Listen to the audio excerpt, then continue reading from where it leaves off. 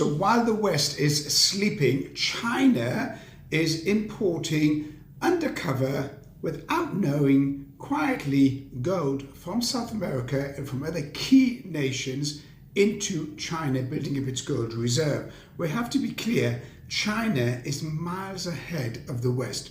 China knows that the end of fiat currency, paper currency as we know it, is on the cards. And China for years has now been accumulating that yellow metal, the gold metal that has got intrinsic value and real stored value. So what's China doing? Well, China is slowly, through collaboration and through cooperation, taking over or become a partner to mines in Mexico, in Colombia, in South America, but not just gold mines, not just silver mines, copper mines, lithium mines, zinc, all types of precious metal or rare earth minerals. China is taking and becoming an active partner. So while Trump is applying tariffs and a trade war, the Chinese quietly are misleading America and misleading the West. They get involved in heavy gold purchases because we all know that paper currency and the US dollar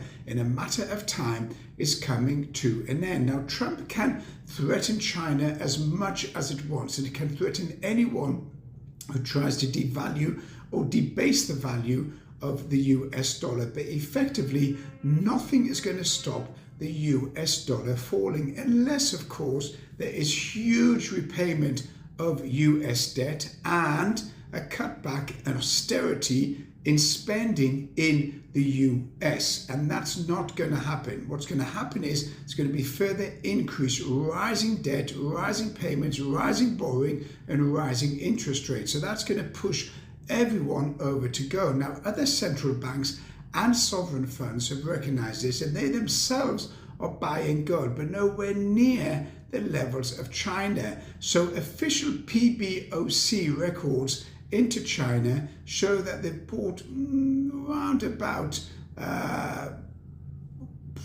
million ounces or something, but they actually are buying millions of ounces through unmined gold. In other words, rough gold, unpurified gold that is being transported over to China, and that will feed into the Shanghai Gold Exchange in competition to the LBMA and, of course, the United States of America COMEX paper exchange. So China, being a leader on understanding how economies work, is miles ahead of the US, and the dollar will continue